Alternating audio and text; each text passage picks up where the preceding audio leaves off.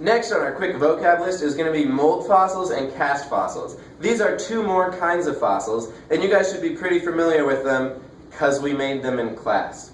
But a mold fossil and a cast fossil. We use these words for other things as well. If you're going to make a mold of something, you normally, if I want to make a mold of my face, we're going to press my face into something. Though I'm sure you see enough of me anyways. But if we wanted to make a mold of a fossil, we would do what we did in class and press, here we go, press a seashell into clay. That made a mold of the seashell. So this is a mold made out of clay.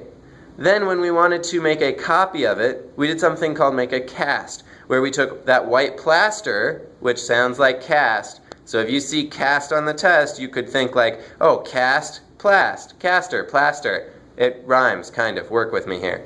So we've got a cast, and if we've got our cast right here, you also have your plaster, or we have a mold. I hope you just caught me on that. We have a mold made out of clay, and we have a cast made out of plaster. So I take my plaster, I pour it into the mold, and when I pull it out, I have the sticking out version called a cast. So if I have the cast made of plaster, or the imprint. So if you see something sticking out, like a dinosaur footprint that sticks up, that is probably a cast that has been pulled out and you have the 3D dinosaur foot. If you see a dinosaur foot pushed in, that is a mold that the dinosaur stepped in squishy, soft mud, like a mold, okay? So mold is a hole, and that's what we talked about in class, is that mold sounds like hole, cast sounds like plaster. So we have a mold fossil and a cast fossil, or hole and plaster.